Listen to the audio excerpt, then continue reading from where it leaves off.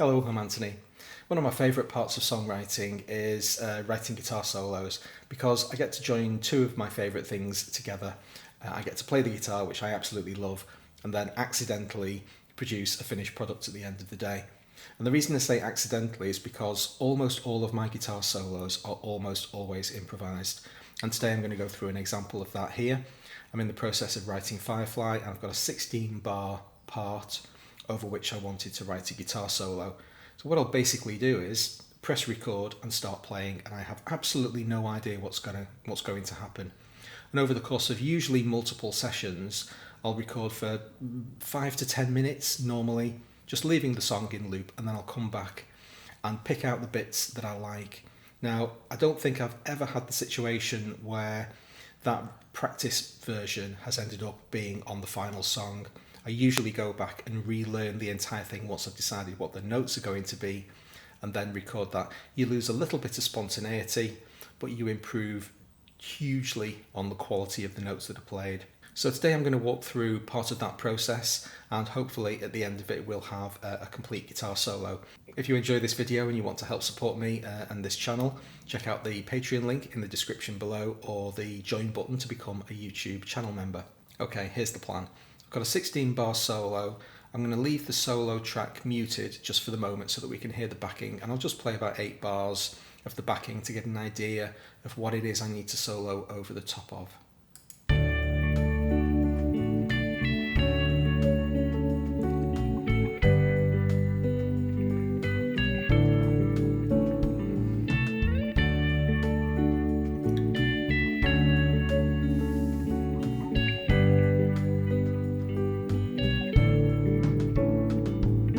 Now, as far as the harmonic info marker is concerned, which is where I make a note of all of my song keys, there's actually a change of key here from A Mixolydian to D major.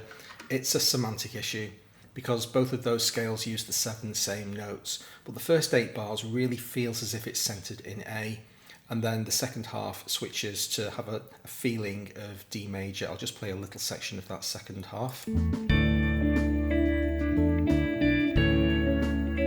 We're just about to resolve to a D here,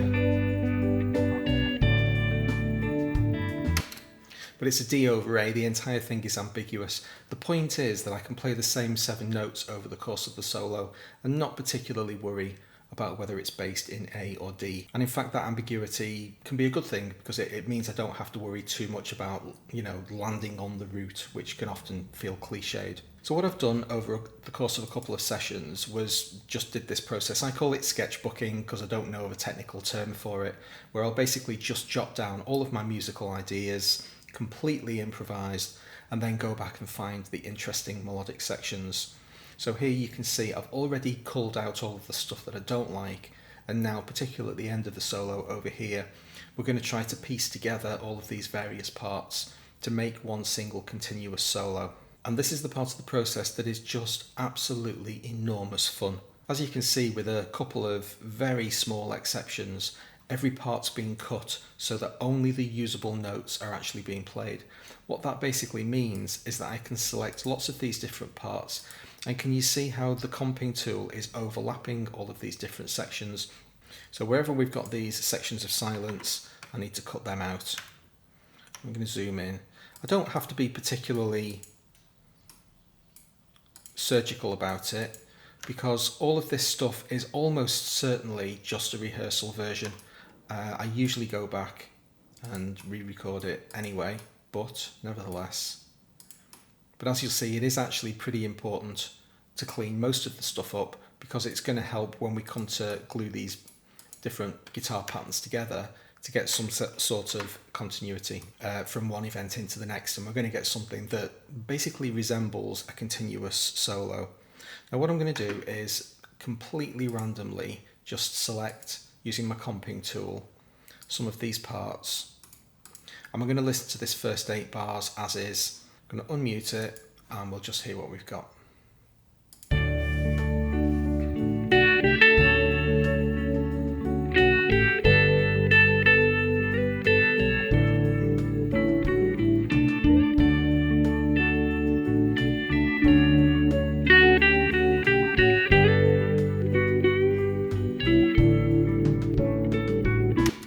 little bit of a trailing space there that I forgot to take off. But generally speaking, that was quite nice. And there were some of the sections that clearly weren't recorded together. The volumes, the levels were all wrong. Don't care about any of that. I'm trying to use the randomness of chopping these various events up into different lengths just to basically hear how they contrast well together. Quick note on the levels as well. The guitar track that I'm soloing at the moment, if I call it solo to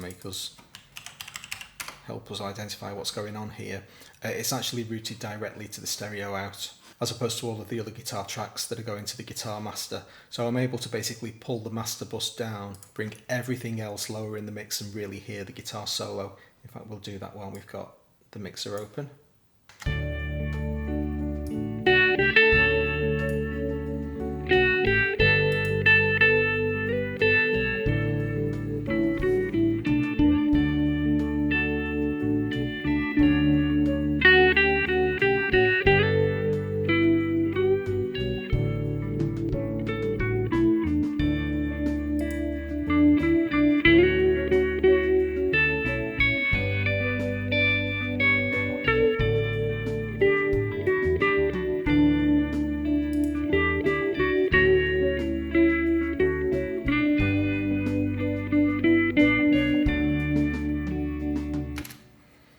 As you can imagine, there's an almost infinite variety of combinations of these events to go at, and I was basically just randomly clicking there to give you an idea that as long as the notes are reasonably in time and you've cut all of the leading and trailing emptiness off, you can actually plug these together in a pretty modular form and get some really interesting patterns out of them. This muted part in the middle, by the way, is something completely different. It's an idea that I had that has no place in this particular solo, but it's something I might want to go back and revisit, just a snippet of an idea.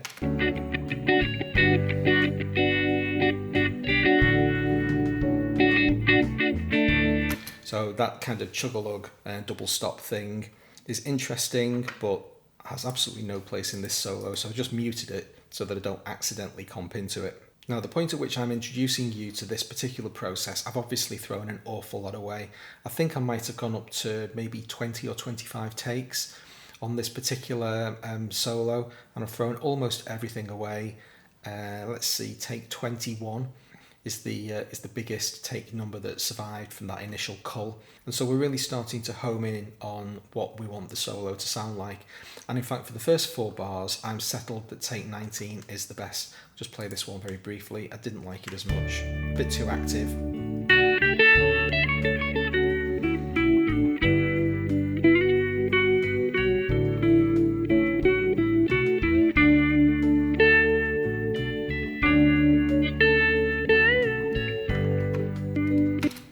So maybe with the exception of those 3 notes at the end, which I might decide to keep, the rest of it's done. And so I'm pretty brutal about what I throw away. And we can see by the process of elimination that take 19 has now won all the way up to halfway through bar 58. There are no candidates left. And so that is going to be how the solo starts. Now I can start playing with my cycle markers, bring those first 3 bars in. I don't need to hear them anymore. If that's what the solo is going to be, that's absolutely fine. Let's have a listen to some of these different sections and see if we can find a winner.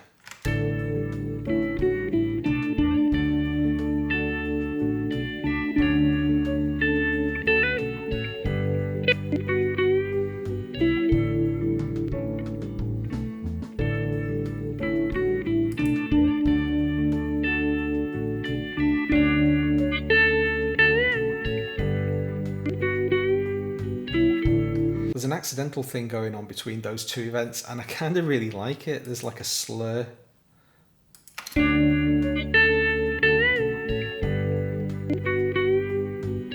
I might very well decide to put that in the final recorded version of the solo, kind of a Mark Knopfler sort of thing. And in fact, I'm so happy with the way that sounds, I'm going to call it done up to the end of this event.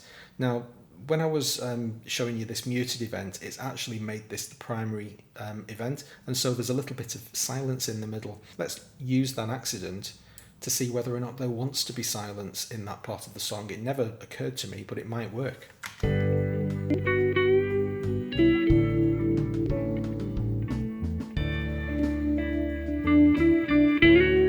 You know what? That's not bad. That's an excellent accident. If I'd not been making this video and not deliberately selected this muted event, I would never have had that silence in the middle of the solo. And now that I've heard it, I really like it, so I'm going to keep it. I'm going to make sure that there's nothing going on in that part of the song to the extent that I'm actually going to delete all of the events that are there. I can't accidentally put it back in now. Onwards and upwards into the D major section of the solo. I'm just going to completely randomly select a selection of events, and let's hear what we've got.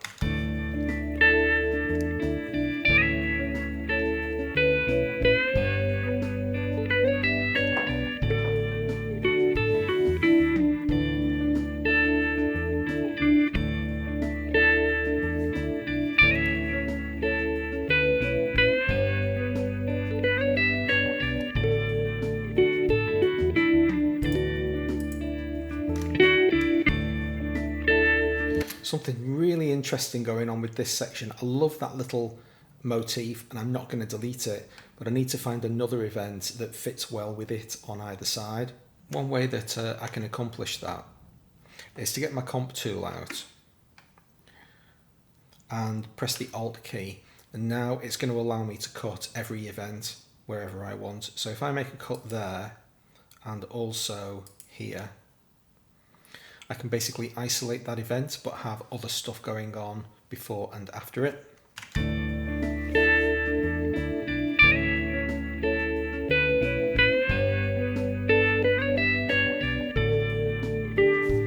This note down here has managed to worm its way in, and it's wonderful, so I'm going to have to find a way to keep it.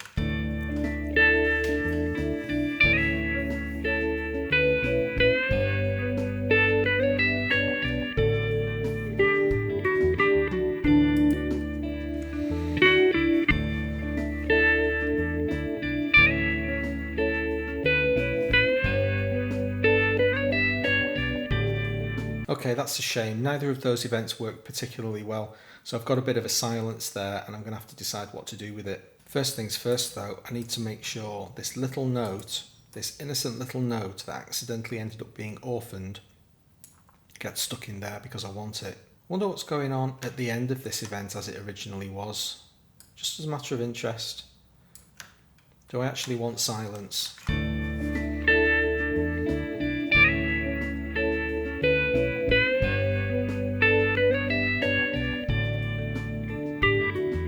Yes, I do. Silence is the answer. Okay, when you can't figure out what notes to play, don't play any. Now let's figure out this little section at the end. So I'm completely happy up to about there. Do I want to go halfway through a bar? Not sure. Yeah,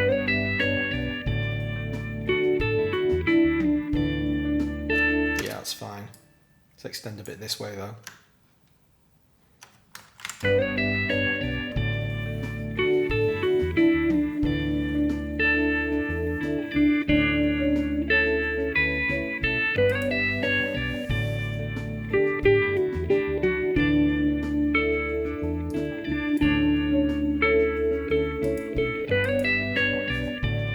See me just cut these events over here so that I don't accidentally select this event here. I definitely want that.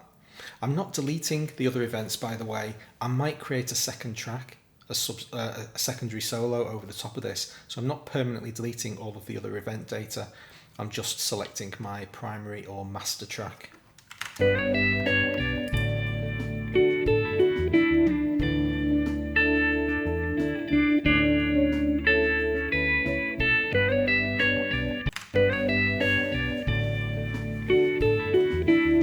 I like that bit.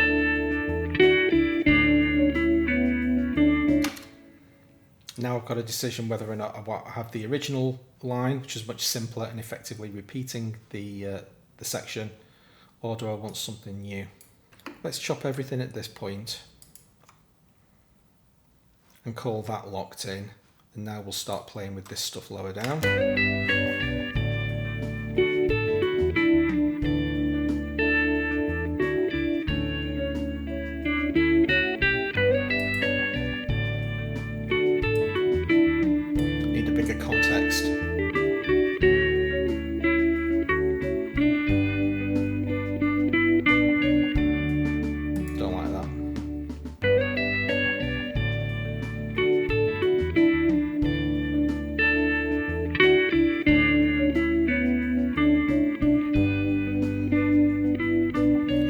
bad.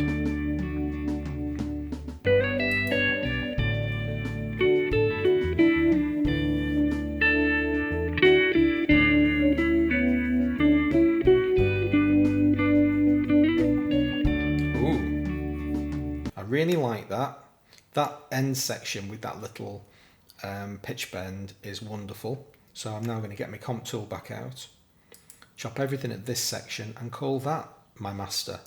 So I'm basically compiling a list of selected best ofs, and I generally try to leave lane 1 empty so that if I know that something's locked in and I really want it, I'll move it up to lane 1 and then there's no possibility of me forgetting what I've done.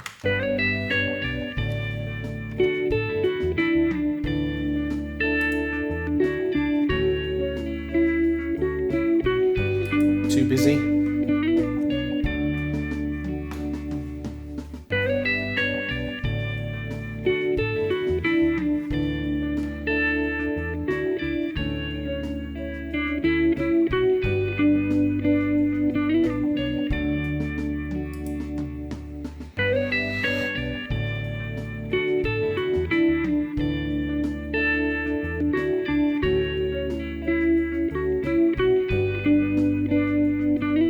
This is the best.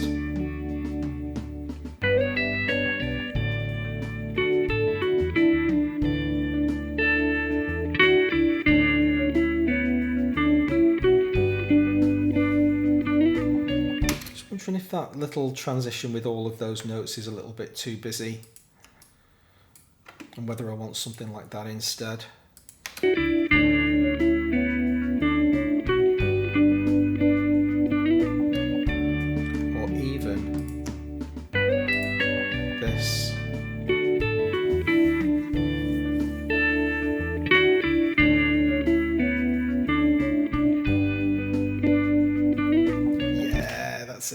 That's it. Okay, right, let's get these out of the way.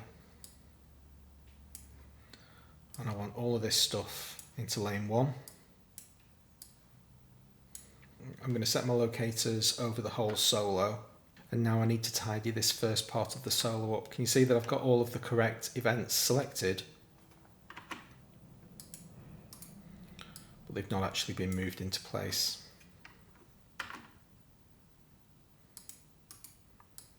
Not deleting anything. The rest of the data hasn't been proven to be rubbish. It's just not been used. I'm just going to leave this section in the middle completely silent. I know it'll sound like a bit of a train wreck at the moment, but I'm going to come back and re-record this.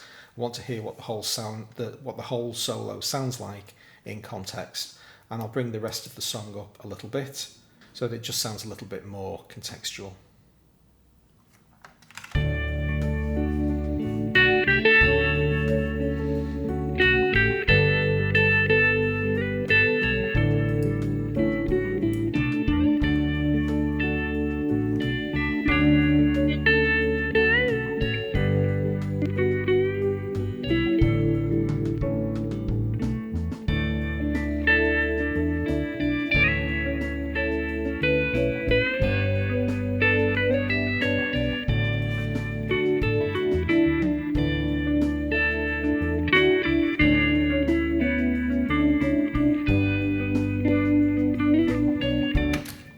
This. Did I make a mistake and select the wrong part? It just sounds wrong. So I'll have to go back in and just see what's happened with this bar 63, 64 bit.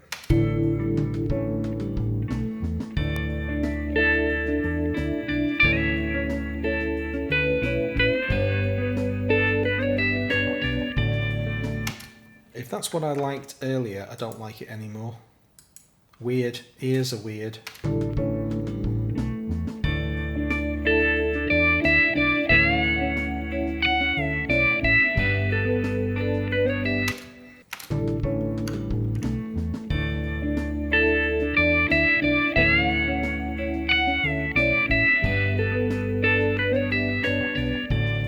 It's not something that I'm absolutely perfectly happy with. There are a couple of notes that I'll probably fix in situ when I come to re-record the solo. Something at the beginning here, this long period of silence is absolutely fine and I love it, but it's coming in on a weird kind of offbeat.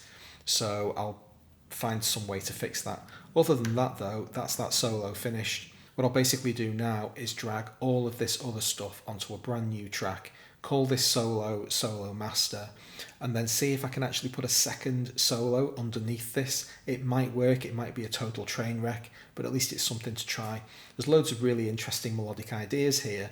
I don't just want to throw them away without even regarding them, in some other context. But that's a different process for a different day.